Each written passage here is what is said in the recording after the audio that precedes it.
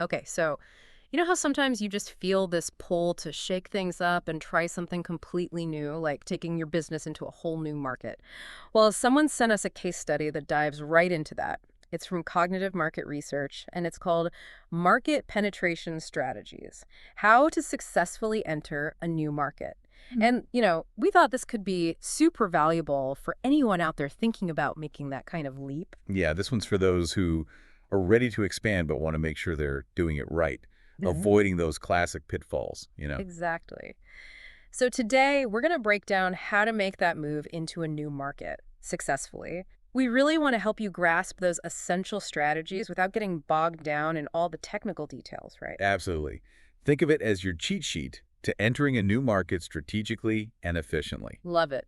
Okay, so the report really digs into this core challenge. Is like, how do you tap into all that exciting potential that new markets offer, but at the same time, make sure you're not walking blindly into a minefield? Yeah, it's that balance, right?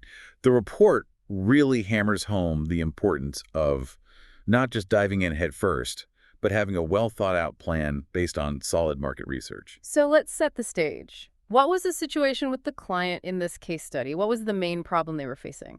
All right, so the report doesn't actually name the company, but here's what we know. They were at this point where they were already doing pretty well in their existing markets. They had a good thing going, but they were ambitious, right? They were ready for more. So they decided they wanted to expand into a totally new market, one that they were totally unfamiliar with. And that's where the problem comes in that unfamiliarity, all those unknowns. It's natural to feel a bit uneasy, maybe even a little intimidated when you're stepping into a new arena like that. I think a lot of businesses can probably relate to that. Like, you've got your tried and true methods, but you're not sure if they'll translate to this new environment. Did the report talk about what could go wrong if they hadn't approached this strategically? Oh, yeah, for sure. It lays out a bunch of risks that, frankly, anyone considering this kind of move should pay attention to. The first one is the risk of just straight up mismanaging your resources. You're putting your money, your time, your team's effort into this expansion, and if you don't have a clear, solid plan, you could easily end up wasting a lot of it. Makes sense. You don't want to be throwing resources at a problem without understanding it first. Exactly. And then there's the risk of just completely missing the mark with your target audience. Mm. The customers in this new market. They might have different needs, different preferences, different ways of thinking about things than your existing customer base. Different cultural nuances, different expectations. You've got to be really tuned into all of that. Yeah. And if you don't get that right, your marketing is going to fall flat. You won't connect with them, and you could even end up alienating them, which obviously leads to financial losses. But I think maybe the biggest risk, the one that keeps people up at night, is the risk of missing out on opportunities. The one that got away. Yeah. If you don't fully understand the nuances of this new market, you might not even recognize those golden opportunities when they're staring you right in the face. And you can bet your competitors will. Oh, absolutely.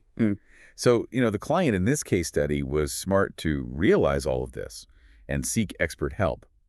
So what were they hoping to achieve by partnering with cognitive market research? Well, their main goal, as the report puts it, was to create an entry strategy for sustainable growth in this new market. They didn't want to just dip their toes in, they wanted to build something lasting. But they also realized that achieving that kind of sustainable growth required a really deep understanding of the market they were stepping into. They needed to get a handle on the trends, the competition, and most importantly, the people they were hoping to reach. So knowledge is power, right? Exactly. Knowledge is power and it reduces risk. And that's where cognitive market research came in with this multi-phase approach. All right, so let's break it down step by step. Where do they begin? So phase one was what they called an exhaustive market assessment. Basically, think of this as their due diligence. It's about gathering as much information as possible about this new market before making any big moves. Due diligence is an excellent way to put it. And that involved both primary research, which is going directly to the source, Mhm. and secondary research, which is analyzing data that's already out there. So what kinds of things did they do for their primary research? Give us some examples. Well, they probably started with surveys to get a broad sense of consumer opinions and preferences, just kind of dipping their toes in the water. And then they likely moved on to interviews, both with potential customers and maybe even with some industry experts who are already operating in that market. Interviews are great because they give you those deeper, richer insights that you wouldn't get from a survey alone. Yeah, I can imagine. They probably also did focus groups, right? To see how people react to their product or service in a group setting. Yeah, that's a good point. Focus groups can be really revealing because you get to see how people's opinions are influenced by those around them. It's a more dynamic environment than a one-on-one interview. And then on the secondary research side, they would have dug into all sorts of existing reports and studies, things like industry overviews, market forecasts, competitor analyses, all that good stuff. Okay, so they're really covering all their bases. But what was the main point of all this research? What were they trying to figure out? They had a few key objectives. First off, they needed to understand consumer behavior in this new market. What makes those consumers tick? What are their needs, their desires, their pain points? What are they already buying and why? Then they needed to analyze the competitive landscape. Who are the major players already operating in this market? What were their strengths and weaknesses? What were their strategies? And how effective were they? So it's about understanding who you're up against, right? Absolutely. And then, of course, they had to look at the regulatory environment. Every market has its own unique set of rules and regulations. There might be different laws, different licensing requirements, different tax implications, things like that.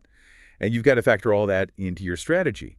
And then, last but definitely not least, they had to get a handle on the cultural nuances of this new market. Ah, culture. Always so important, yet so easy to overlook. Exactly. Different cultures have different values, different communication styles, different ways of doing business. What works in one culture might not work in another. And you got to be sensitive to all that if you want to succeed. So this first phase was all about laying the groundwork, building that solid foundation of understanding. Did the report say anything about how valuable this was for the client? Oh, yeah. They actually gave some pretty impressive numbers. According to the report, this exhaustive market assessment led to a 40% decrease in the client's perceived risk of entering the market. Whoa, 40%. That's huge. It is, right. And they also reported a 25% increase in resource allocation efficiency. Basically, they were able to use their time, money, and people much more effectively because they had a clearer understanding of where to focus their efforts. So it's like they were going in with their eyes wide open. Okay, so that's the power of doing your homework. What was next? So phase two was all about getting more specific. It was time to dive deeper into the customer base and figure out who their ideal customer was within this new market. This is what they called a customized market segmentation analysis. Okay, so instead of trying to appeal to everyone, they were getting laser focused on those specific groups of consumers who would be the most likely to buy their product or service. It's about finding your niche, right? Precisely. And to do this, they used some pretty sophisticated analytics. Basically, they were crunching a lot of data to identify those meaningful patterns in consumer behavior. So what kind of information were they looking at? They were going beyond basic demographics like age and income and digging into things like lifestyle, values, psychographics, even things like what motivates people and how they make their purchasing decisions. It's about getting a really granular understanding of your potential customer base. Sounds like they were really trying to get inside the heads of their target customers. Exactly. And by doing so, they were able to pinpoint those high potential segments, the groups of consumers who are the best fit for their products. And that's crucial, right? Because you can't be everything to everyone. Totally. You've got to focus your efforts. And by identifying those high potential segments, the client could then tailor their products, their marketing messages, and their entire approach much more effectively. It's about being strategic, being efficient, and maximizing your return on investment.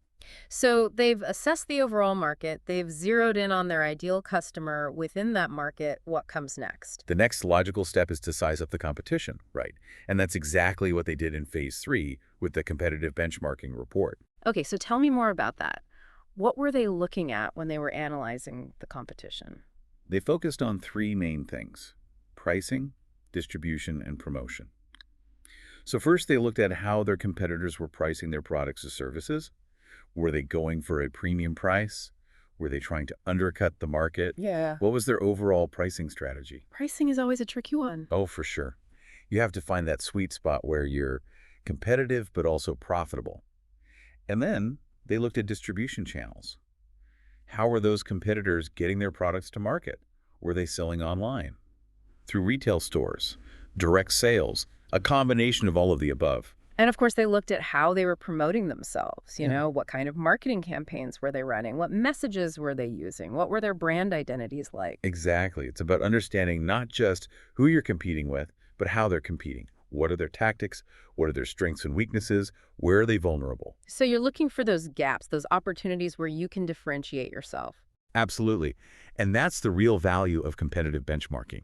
It helps you to position yourself strategically within the market, to find your unique selling proposition, and to develop a plan that gives you a competitive edge.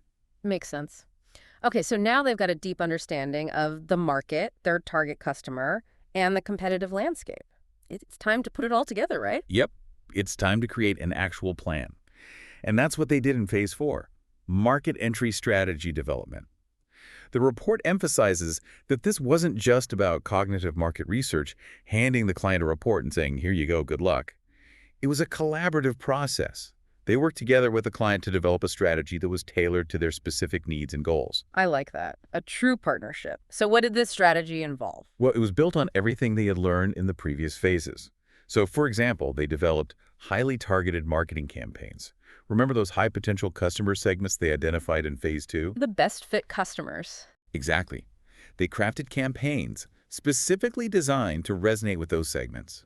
They used the right messaging, the right channels, the right tone of voice, everything tailored to that specific audience. And then they worked on pricing. Ah, pricing. Always a delicate dance. It is. But again, they used all that research to develop a pricing model that was competitive within the local market, while still ensuring that the client could make a profit. And then, crucially, they looked at product adaptation. Product adaptation. Now that's interesting. What does that involve? Basically, it's about looking at your existing product or service and asking yourself, do I need to make any changes to this to make it more appealing to consumers in this new market? It could be anything from tweaking the packaging to adding new features to completely redesigning the product. So it's about being adaptable. Exactly. And being culturally sensitive, too. Remember those cultural nuances we talked about? Yeah, they're coming back into play now, aren't they? Absolutely. So they took all that into consideration when making these recommendations for product adaptation. They wanted to make sure that the product or service was not only functional, but also culturally appropriate and appealing to consumers in this new market. So they've got their strategy, they've tailored their product. What's the final piece of the puzzle? Execution. That's where the implementation roadmap comes in Phase 5 of their process. This is basically the how-to guide for putting that strategy into action. It outlines all the steps the client needs to take, all the milestones they need to hit, and all the resources they'll need along the way. So it's like the project plan for market entry.